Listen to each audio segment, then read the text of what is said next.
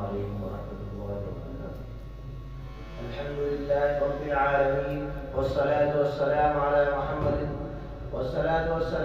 محمد خاتم النبيين وعلى آله وأصحابه أجمعين إلى يوم الدين.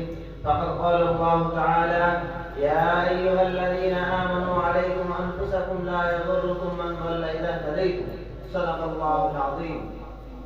اپنے من میں ڈوب کے پاجا سراغ زندگی، اپنے من میں ڈوب کے پاجا سراغ زندگی، تو اگر میرا نہیں بنتا نہ بن اپنا تو بن. گرامی قدر صدر اجلاس اور معزز سامعین اکرام، ابھی جس آیت کی تلاوت کی ہے یہ بڑی جامع و مدلل آیت ہے. یہ آیت ہم سب کو ایک اہم پیغام دیتی ہے کہ اس دنیا میں رہنے والا ہر انسان سب سے زیادہ اپنے کو بنانے، سنوارنے اور سدھارنے کی فکر کرے. آدمی کو سب سے پہلے اپنا محاسبہ کرنا چاہیے، اپنے اعمال کا جائزہ لینا چاہیے، اپنے کردار کو پرکھنا چاہیے، اپنے حالات پر غور کرنا چاہیے اور دیکھنا چاہیے کہ کہیں میرے اندر ایسی خرابی یا برائی تو نہیں جو اللہ کے نزدیک غیر پسندیدہ ہو اور رسول اکرم صلی اللہ علیہ وسلم کی شریعت و سنت کے منافی ہو. اس لیے کہ قیامت کی اس ہولناک گھڑی میں اور قبر کی خوفناک تاریکی میں کوئی کسی کی مدد نہیں کرے گا. قیامت کے سخت دن میں تو ہر فرد کو نفسی نفسی کی پڑی ہوگی، یہاں تک کہ انبیاء اور مرسلین بھی نفسی نفسی کے رہے ہوں گے. اور وہ ایسا شدید دن ہوگا جبکہ ماں باپ بیٹے سے، بیٹا ماں باپ سے، بھائی بھائی سے، دوست سے بھاگا پھرے گا.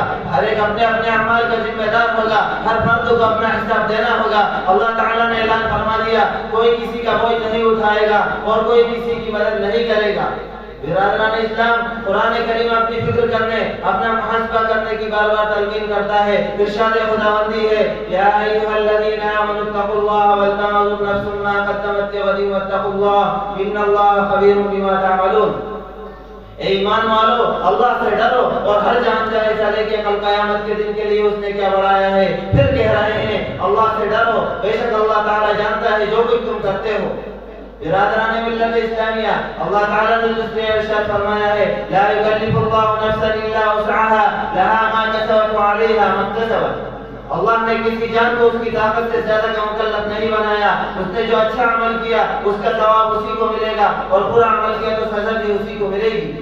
بہرحال ہر آدمی کو پہلے اپنی فکر کرنی چاہیے، اپنے کو اسلامی تعلیمات اور قرآنی احکام سے ڈھالنا چاہیے اور اس کے ساتھ ساتھ اپنے اعمال کا جائزہ لیتے رہنے کا حکم ہے. یہ تو ایک بدیہی اور واضح چیز ہے کہ جب انسان کاروبار کرتا ہے، تجارت کرتا ہے تو اپنی کمائی کا حساب کرتا ہے کہ کتنا نفع ہوا، کتنا نقصان ہوا، اور نفع ہوا تو کس لیے اور نقصان ہوا تو کیوں ہوا. اور یہاں تو اپنی ابدی زندگی کے حسن و قباح کا معاملہ ہے. جنت و دوزخ میں ہمیشہ ہمیشہ کے لیے جانے کی بات ہے. عزیزان ملت، آج ہمارا یہ حال ہے کہ اپنی کوتاہیوں، برائیوں، خرابیوں، بداعمالیوں کا جائزہ لینے کے بجائے اپنی بربادی کا الزام دوسروں کو دیتے ہیں. اپنے اندر کی خرابیاں دور کرنے کے بجائے دوسروں کے عیوب تلاش کرتے ہیں. اپنی بڑی بڑی برائیاں نظر نہیں آتی، اپنے گناہ دکھائی نہیں دیتے، اپنے عیوب پر نظر نہیں ڈالتے. ہاں، دوسروں کے اندر ذرا سا بھی عیب ملا تو ہم نے تشہیر شروع کر دی، وہ خود کا لبادہ اوڑھ لیا اور دوسروں کو بھی.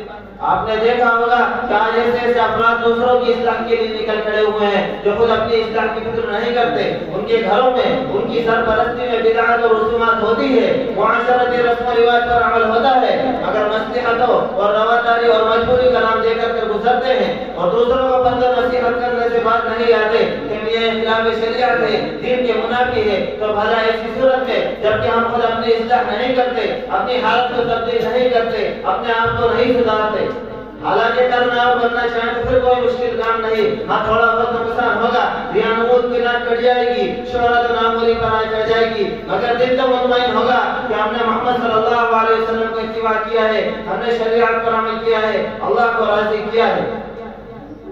آج آپ کو ایسے ایسے مسلمین ملیں گے جو دوسری معاشرتی برائیوں کی تحریکیں چلاتے ہیں لیکن انہی کے گھروں سے جہیز کے ٹرک نکلتے ہیں، تلک کی رسمیں انجام پاتی ہیں، جشن شادی برپا ہوتا ہے.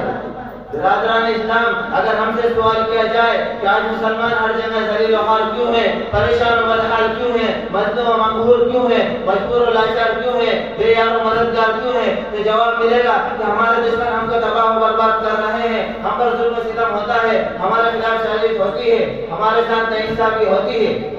مغربی ممالک ہمارے خلاف متحد ہیں، ہمیں بنیاد پرست، دہشت گرد، فرقہ پرست کہتے ہیں۔ جہاں کہیں مسلمان ترقی کرتے ہیں وہاں فسادات کرائے جاتے ہیں، عالمی پیمانے پر ہمارے خلاف منصوبے بنتے ہیں۔ دشمنان اسلام، معاندین حق، مخالفین شریعت مسلمانوں کو کسی صورت میں کامیاب و کامران دیکھنے کو تیار نہیں، اور آپ کا جواب بالکل سچ ہے، حقیقت پر مبنی ہے۔ اس میں شبہ نہیں کہ ان تمام مسائل عالم اور مسائل و مشکلات میں مغربی تہذیب و تمدن کا بہت بڑا ہاتھ ہے۔